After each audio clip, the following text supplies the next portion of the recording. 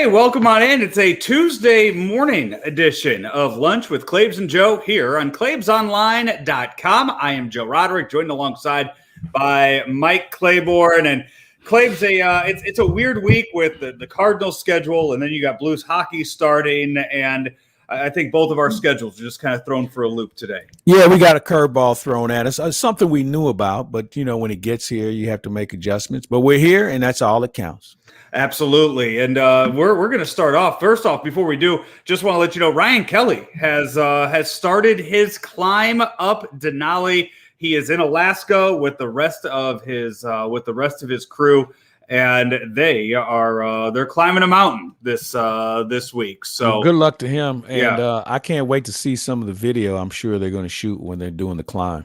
Yeah, you could go to the website. It's Keep Climbing Foundation is the name of it, and they're 4 days in to the climb right now, as they have everything updated on the Facebook page. You can go to Ryan Kelly's Facebook page. You can go to the website keepclimbingfoundation.org. So many different ways to follow everything that Ryan Kelly is doing each and right now over in Alaska. And next year, I guess, in Africa with me included, apparently. Can't wait to hear you over there. No, I bet that's right. Yeah, absolutely. Hey, Blues started last night. I can't remember the last time we started with Blues talk here on the show. It's not great what we have to talk about, but nonetheless, Blues opened up the postseason yesterday with a loss 4-1 to the Colorado Avalanche. Yeah, and you know what? They played 2 solid periods of hockey, in my opinion. But, they're lacking scoring. And, Joe, I guess the question would be, when was there a year in the playoffs the Blues didn't lack scoring? Even when they beat the Bruins, they were still trying to find goals from anyone. And it showed last night. You had Tarasenko, I thought, had a good period and a half. I didn't know if Jaden Schwartz was there or not. I know Braden Shen got in a fight. The other guys they just weren't assertive enough to me. And I know Craig Berube tried to change up the lines a little bit, but, they're going to have to find some offense from somewhere, and they can't pin this solely on David Perron. I know he was their best player this year as far as goal scoring and points are concerned, but, they've got to find some other guys that can step up. I think it probably goes with the same lineup for the next game, but I think if they're down 2, you may see some changes. Maybe you see a Clem Costin. Maybe you see just a little bit more energy. But, right now you can't panic. This is a good team, and you just have to go out and find ways to beat them. And I think what you saw last night was the 2019 Jordan Binnington show up. You saw a very good postseason version, playoff version of Jordan Binnington, which I don't think that version of Jordan Binnington showed up in the bubble last year. I would agree with you. It was not the guy. And you know what? I'll be honest with you. He didn't show up most of the year. He just really got hot down the stretch where he was starting to be more consistent. Now, he still is good for a softie, okay? Let's not make this guy sound like he's Glenn Hall. But he has played much better, and he gave his team a chance to win last night, and they just didn't respond. Yeah, so the next game Wednesday, and then they will come back to St. Louis this weekend. More fans will be allowed in the Enterprise than previously all season long. So it should be a little louder than it had been this past year. It looked like there were, I don't know what the rules are in the state of Colorado, but it looked like there were a good amount of fans there in Denver last night. I want to say, I think it was 6,000 or 9,000, somewhere along that line. It's funny because I was just talking to Kevin Weeks a little while ago, and you'll see that podcast coming up a little later today. And he talked about how disenchanted he was with Canada. You got Montreal and Toronto. First time they faced each other in the playoffs in 42 years, and there's not going to be a fan in the building because of their limitations there. We've loosened up things here in this country. Let's hope we can continue to do it. But it's always good to have fans in the building, and I'm sure those 9,000 are going to come watch the Blues tomorrow night. On Friday night. That they will be a raucous bunch for sure. Absolutely. So that's what you have to look forward to. You said you've already you have something coming up with Alex Ferrario. You also have something coming up with Kevin Weeks on the website too. We're all over the hockey thing, man. Ferrario, we'll have him going tomorrow. Kevin Weeks is today. And when there's hockey, we'll be around in some way, shape, or form. Awesome. And also too, we have new stuff with Dr. Rick coming as well. I am excited about this. We've got a new sponsor coming on board. Emory is their name, and we will be talking a great deal about them and what they're able to do for people who've had surgeries. We always talk about the ailment, we talk about the diagnosis, we talk about the procedure, that be it the surgery, but we don't talk enough about the rehab, because that's the most important thing once you've had the surgery. And the rehab is important. And this company, Emory, is doing a really nice job in being able to create some devices to help the rehab process become more effective. And we're going to visit with some people from that company, and we'll be doing some other things down the road with some other guests who've had different injuries that we can get into. We won't be too hardcore as far as you and I needing to go to med school or anything, but things that people can relate to with regard to their injuries, or maybe some family members or friends who've dealt with it. And, the rehab process is something that you cannot overlook. You have to live it up to the very last line of the directions. And once you do that, I think you'll see positive results. This is Lunch with Claibs and Joe here on ClaibsOnline.com, powered by Ameren, Illinois, driven by Munganast St. Louis Acura, and also sponsored by Ryan Kelly, the home loan expert. Find him online at thehomeloanexpert.com. You had an off day yesterday from the Cardinals. You have an off day again on Thursday against the Cardinals, but the 2 days in between, the Pirates are in town.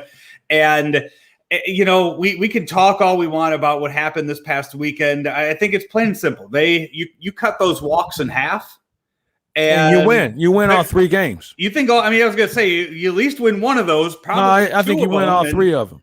Yeah, because you look back, Joe. Think about this. In every game, the winning run was due to a walk. All right.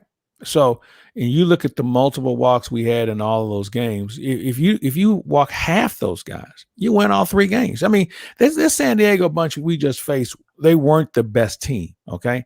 You had a lot of B teamers standing out there, but they were able to take advantage of some pitching that just didn't live up to the expectation. And, we hit home runs. I mean, hell, we hit a home run in every game. But, obviously not enough. But because you're playing behind with regard to the pitching staff and the walks, it was just too hard to overcome. Yeah, and you didn't face Blake Snell, you didn't face Yu Darvish, so you lucked out there too. When you look at that, and you look at the injuries that they had suffered, it really, you could look at it and go, okay, Padres are going to be a postseason team. They're one of the favorites in the NL. All right, it's not the worst thing to get swept by them. But then when you actually break it down, though, and you look at the roster that you faced, it's a little upsetting. No, it is. And those are 3 wins that you could have had. You're going to see them again in September, so we'll see how things unfold. But, and what the best way to get over being swept in a 3-game series, but by welcoming the Pirates. Yeah, they're a quick fix for everybody. But here's the thing should be. They should be. And that's you again. The Pirates want to put a dog shit team out there. You go out and you sweep the Pirates. It's a 2-game series. You don't split it. You go in there, you win both games, and then you have the Cubs in town. You get them on. You get on them early, and you're right. You beat them, and you know what? The Cubs, they're a 500 team. Okay, so they play well one day, don't play well the next day. You need to send them a message early too that they shouldn't be at the party either, and they should be in the same boat with Pittsburgh. So you got a 5 games coming up. You should win 4 of the 5, if not all 5, if you're a good team. Yeah. And we'll see some changes, I think, with regard to the pitching. Miles Michaelis is close to being able to come back. Carlos isn't far away either. Maybe John Gant goes to the bullpen. And to be quite honest with you, you've got some guys on your team that probably would be better served to be in the minors to hone their skill. So when they come here again, they'll be here for good. And so I think there's some work to do for some guys. And you mentioned, you look at some of the names that were thrown out there this past weekend. Seth Elledge, you have better arms in your organization than Seth Elledge. Junior Fernandez probably doesn't, make the cut when you look at your top 14 pitchers either. It is a lot of it's due to injuries, and that's the only reason why they're here. Yeah, right. And when you look at, I don't know, with Michaelis coming back, when is the next time you give Johan Oviedo a start? Probably in July or August, if not September. He's got got some work to do. Now, granted, he's got good stuff, all right. But there comes a point where he's got to figure out how to pitch out of trouble. He's got to have better command. And once he does that, then he'll be a guy that you can count on. But until then, you can't. And remember how he was rushed along last year because we were out of pitchers. And he probably would have started the season in Double-A and would have elevated to Triple-A. So realistically speaking, he had no business here last year. This year, they kept him on the backfields, just trying to hone his skill. You get a couple of people who aren't living up to expectation. You say, well, he's in the alternate camp, bring him over. And he is tantalizing. I mean, you look at him, he's a big, strong guy. He's got good stuff, but just putting it all together is taking a little time because what is he, 23 years old? And, yeah, it takes a little time for some of these guys to develop. I'm looking here. I'm going through on his stats right now. Johan Oviedo, his career stats. I mean, he has pitched. I'm looking here. He has pitched 2 innings in Memphis this year. So that outside of that, everything. I mean, he pitched an A ball in 2019. He pitched an A ball in Double-A. I mean, completely skipped Triple-A. You look at just the jump that he had to make and that he made and the quality of hitters that he faced last year. I mean, just thrown right into it last year, going from that alternate camp straight into facing big league hitting. Outside of anything he did in spring training, I mean, that's a huge jump, and that's a huge thing to ask for a guy last year that was 22. Well, I'm going to give you a good example. Marco Gonzalez. If you remember his ascension, he came up from Double-A, and he had the same problems Oviedo had. Cardinals eventually traded him, and he's become a very solid pitcher for the Seattle Mariners. And, I mean, their paths are very similar. Marco was a college guy. Oviedo didn't go to college, but they were both about the same age, and they kind of got rushed. And, Marco had to take a step back, as is Oviedo, but I think he'll be okay before it's all said and done. I don't think you're going to see him rush him again. No, and you don't have to, hopefully. When you have all of these other names there that can pitch for you, you can give him, try to give him a handful of starts down in Memphis and see how he performs at that level and give him a few Triple-A chances to work on the things that he struggled with up here. Absolutely. So you mentioned, so when are you expecting Miles Michaelis to enter this weekend? So against the Cubs this weekend. I think there's a good chance. He had a good outing on Sunday in Memphis. Hit a home run. Yeah. So I think that maybe they'll have him throw a bullpen just to see. I think you want to have your bullpen set up to back him up. This is where John Gant would come into play, where maybe it's a 3-pitcher outing. It's Michaelis, Gant, and a closer. So I think that's something you might take a look at. Or it might be KK. KK has had some tough luck here. He was pretty effective until San Diego, but he doesn't go long in the ball game. So you're going to have some options here at some point. And the Cubs have a few left-handed bats in that lineup that if you start the game with a righty like Michaelis, bringing in a guy like KK could throw off what their game plan was to begin. And then you got Cabrera sitting out there as another good, effective left-hander. They could set up well, but again, it depends on how they fare in these first 2 games with Pittsburgh. Cabrera, by the way, since he hit Bryce Harper in the face, and John Heyman went to Twitter to say that Genesis Cabrera wasn't a major league quality pitcher. If you go and look at the numbers that Cabrera put up after that, I think he went about 9 innings and almost untouched. No, he's been real effective. That. Yeah. His stuff's just electric. Yeah, it is. And I'm just so glad the way Mike Schilt handled that and threw him back in the fire once they got on the road, and he got his ship moving in the right direction. And he's been a very effective and very useful player for the Cardinals. He has that especially with Andrew Miller being out, he's really stepped up as the left-handed arm in that bullpen. There will be more fans allowed in attendance this weekend. Or actually, is it tomorrow? Is it starting tomorrow with the 28,000? Today. Today. I'm thinking we're doing the show on Monday, not Tuesday. Yeah, today. It's the 28,000 for the 2 games and into this weekend. So I'm going to guess, since this is a Tuesday game against the Pirates and these tickets just went on sale, without going to the Cardinal website, I'm going to guess there's some tickets available tonight if you want to go walk up and buy some. Yeah, you can do that. You can go online and get them. I mean, I think we'll have room for you tonight. I think so. Yeah, maybe not so much this weekend. Maybe maybe this weekend might be a little tougher to get in there for it, but definitely this weekend. Hey, around baseball, yeah, I mentioned the Cabrera hitting Harper in the face a few weeks ago. We've seen a few of the Cardinals, a few hit by pitches, but that number has kind of been up in all baseball, right? Yeah, it has been. And, there's a few theories I have.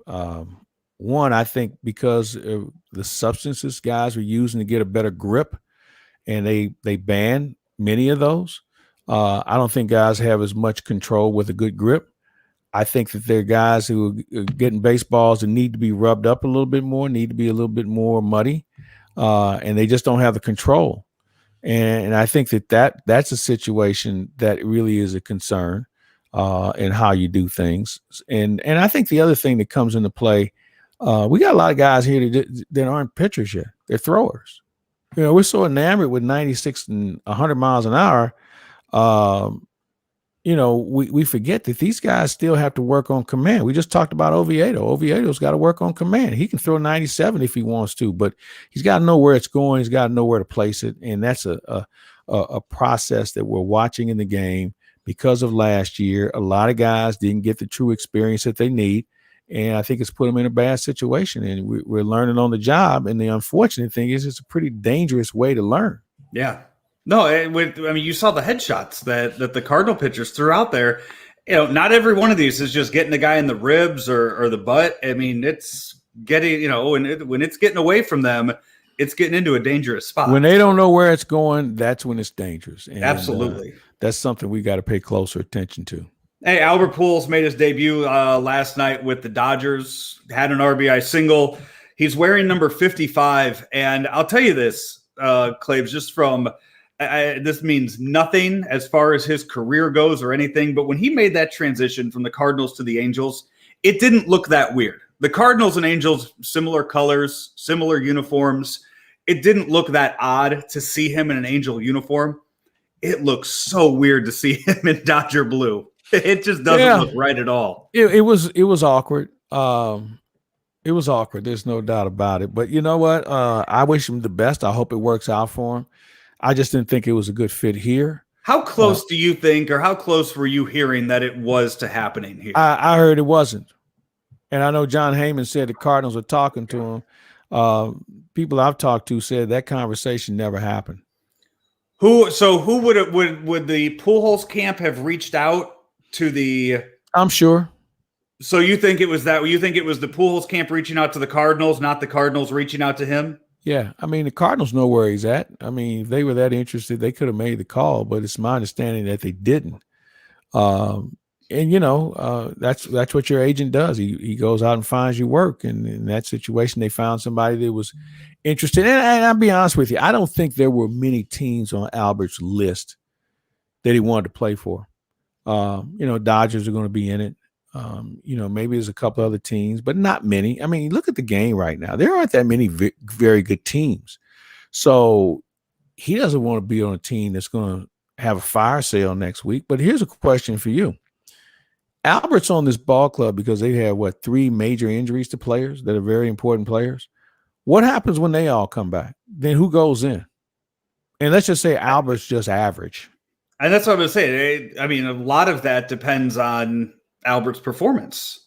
True. And whether or not he stays in that spot. So and you mentioned I was, with that and who reached out to who. When you have a player on your team like Yadier Molina, who is posting on social media and is friends with the guy, being in that situation, do the Cardinals, how difficult is that for the Cardinals, or does it matter at all? They know that Yadi's not going to pressure them to do something like that. How much does that play into this? I don't think it plays in it at all. I mean, obviously social media has a footprint, but when you have people who are making decisions, paying attention to social media influence or lack of, then you're going to have a guy that's not going to have a very good organization.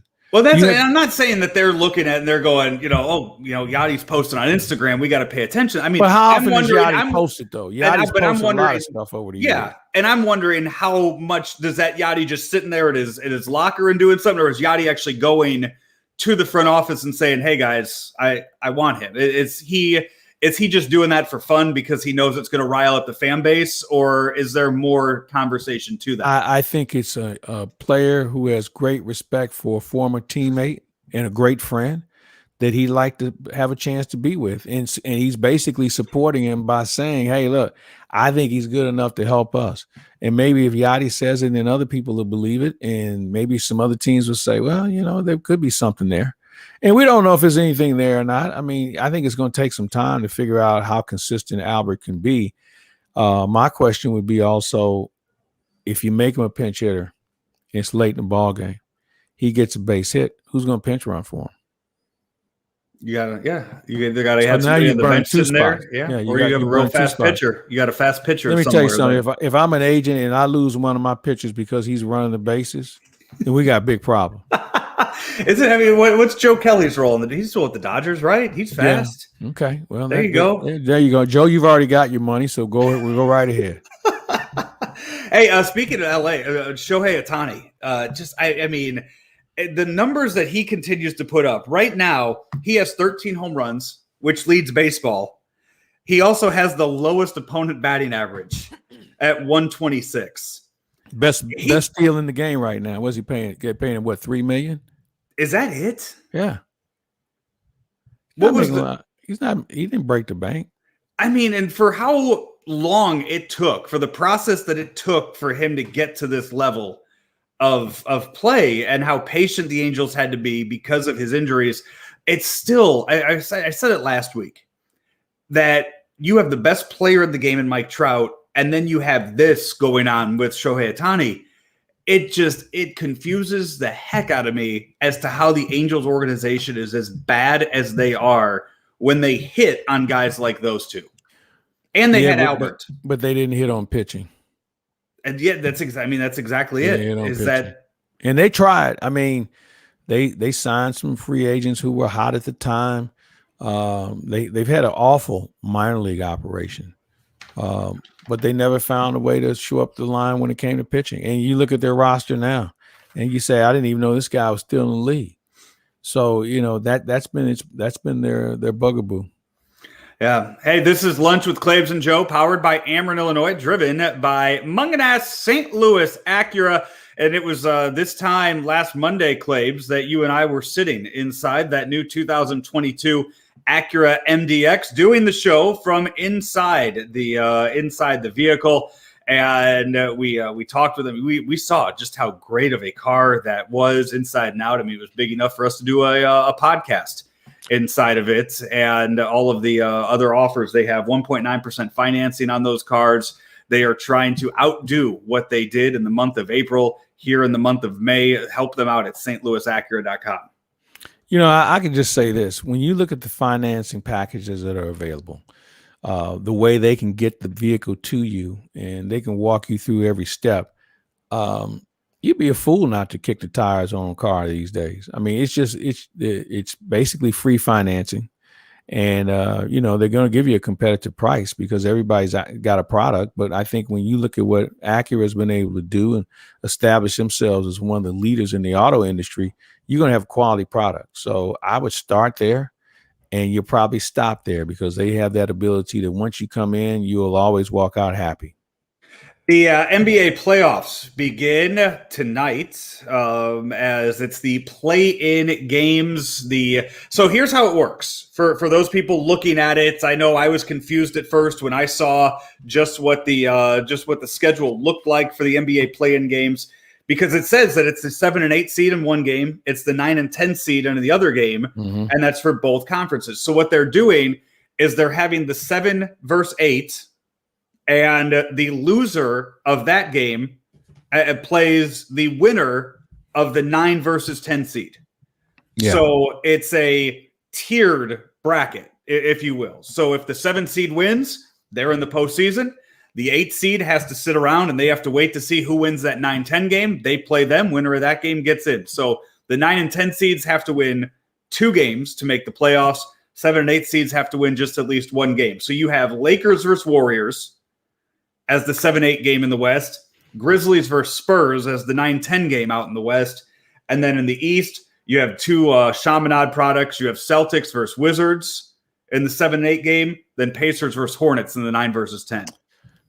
It's going to be some good basketball. I mean, I know some people would say, well, they're not that good. They can't win. And maybe not. But I think when you have teams like Washington, who's been battling just to get some recognition, to be able to play one more game than they did last year, I think it says a lot about their growth and development. But I like the concept. I know LeBron didn't like it, but I didn't hear LeBron bitching about it last year when their team was good. I thought it was a great idea. He thought it was a great idea. I think it's been fun for the game.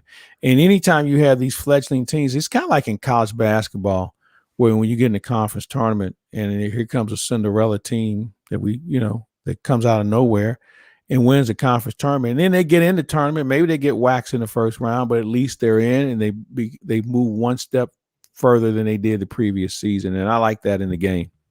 Yeah, so tonight you get the Indiana versus Charlotte is the first game tonight. That starts at 5:30, and then you get the Boston versus Washington. Well, I'm pulling for the Wizards and Charlotte. Who I'm pulling for. Okay, so who do you have then? Boston, Charlotte. Then you going with you want Tatum then? No, I want to see the Wizards in the playoffs. Okay, and that's what I'm saying though. So but if Boston loses tonight, then they play the winner of the Indiana-Charlotte game on Thursday. I'm pulling for Indiana. You just said Charlotte. Hold on. You can't I'm sorry, Charlotte. I'm sorry, Charlotte. Yeah. Anybody who's playing the Celtics, I want to see win. What do you have against the Celtics? We don't have that kind of time. Trust me. So nothing Jason Tatum, first of all, I'm a Laker fan. None of that is. So I got Bradley Beal to root for. Okay. I got Bradley Beal to root for. I'm a Laker fan. You never root for this. I've only rooted for the Celtics because of Tatum. That's what I was wondering. If I can get Tatum not to sign a max deal and he can wait and then go to a better team, that'd be perfect. I don't think that's going to happen because Boston's made a lot of bad decisions about the personnel. As I was saying to Frank earlier, Boston stubs their toe on this, there may be some heads rolling in Boston. Because they had too many draft choices. They've had too many other players that have come through there, and they've yet to be able to get out of their own conference or, out of the first round. So I think they're at a real crossroads with regard to that organization. You see, and I'm a Bulls fan, and it's just a miserable season for them this past year. I think they're going to be better, though. You know what? Nothing this past year has shown me that's. I think they've got to have a good draft. They've got to find a legitimate free agent, and they got to make a decision on Levine. Is he the guy?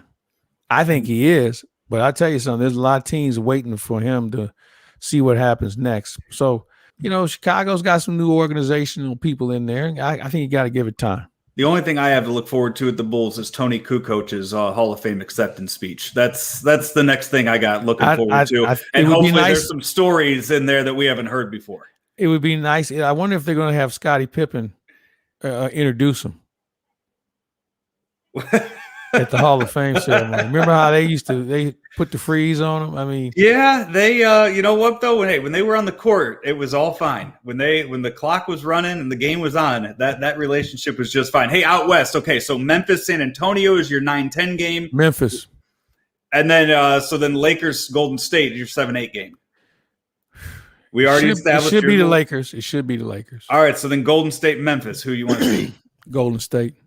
Okay, you see, and here I thought you'd go with Memphis. Well, you know what? Yeah, sentimentally, I thought you'd want to see. But you know what? I think that Memphis might be a more entertaining matchup. Golden State's got a lot of experience. Well, they really don't. When you think other than Steph and Draymond, they don't really have a lot of experience. Allen Wiggins has been a disappointment. Wiseman has been hurt. The rest of those guys wouldn't be good enough to be on a Sunday morning pickup league in some cases. So. But I always root for Steph Curry, except this year when he was going up against Bradley Beal. I think Steph Curry's had as much of an impact on the success of this league as anyone in the last 10 years. And the reason why I say that is Steph Curry is somebody every kid can relate to. Absolutely. He's not 7 feet tall. He's not 6'9", 260 pounds. He's a jump Didn't go shooter. to a big school. Exactly. And I think that he is more of an example of what this league should look like. So I'm always going to root for him. The ratings for that Lakers Golden State game tomorrow night should be through the roof. It's a late start, but they should still get really good ratings for that. I agree. Do you think this play-in tournament, as they're calling it, it's the State Farm play-in tournament is what these games are being called. Do you think this is here to stay? Yeah, I do. And I wouldn't be surprised to see the other leagues look at a format similar to that. It's it's similar to the wild card in baseball, exactly. And I'm so shocked that baseball is not sticking with the 8 teams that they did last year. It just seemed like it worked out. It was fun TV. It was short series. But it wasn't up to baseball. The players shot it down. The players shot that down. Major League Baseball wanted to do it. The networks wanted to do it, but the players didn't. It was a part of a bargaining chip for a bigger picture down the road. And then hopefully that's something that comes in. I hope so. Playoffs, DH, universal DH. Give it all to me. I agree with that. But no, it's going to be fun to see this worked in and incorporated. I mean, you're seeing it all over. And we talked about it last year. You had 16 teams make the postseason in baseball. Last year too, you had, what is it now? Is it 4? Yeah, you have 14 teams making the playoffs in the NFL, making that number 1 seed that much more valuable because that's the only seed that's getting the bye in the first round. Hockey didn't do it this year. Maybe they do something down the road, but the way hockey kind of had their pods, they were kind of handcuffed to what they're doing this year. So you're seeing it spread all around sports. It's here. It's here, and it's here to stay. I think with the NHL going to ESPN and the other outlets, they're going to be looking for things like this to kind of, enhance their game. They'll have the vehicles to broadcast them on. So I think the NHL will be in on this as well. And then finally, Claibs, before we get out of here, the Preakness was this past weekend. Rumbauer wins, Medina Spirit, and then what was it? Whiskey Midnight Bourbon. Whiskey, bourbon. I'm sorry. Mm-hmm. I mean, the right region, long drink as the winners there. But the big news: Bob Baffert, all of his horses banned from Belmont. Not surprised. A lot of people don't like Bob Baffert in the business. But here's what I always caution people. If you think he's a cheater, if you think he's a bad guy, you have to take into account this is a sport that's always had a cloud of concern and scrutiny over it. And if you're accusing the top trainer to be a cheater, I think it just opens up a Pandora's box of credibility that the sport of horse racing just can't afford to take. Right. I mean, this could be, what Bob Baffert means to horse racing is kind of what Lance Armstrong meant to cycling. And we saw cycling fall off the face of the earth once they exposed everybody. So I think they have to be careful here. This wasn't a great year for 3-year-olds. By the way, I had the exacta on this. I had 5 and 6. Well, I didn't know if you wanted to open. I just didn't know if you wanted to let family know how much money you came into over the weekend and all that. It's all good. I didn't want to bring it up. I wasn't going to bring it up. But I think in Baffert's case, you got to be careful here. I really do, because horse racing, they've had a lot of black eyes here recently. The deaths at a number of tracks around the country.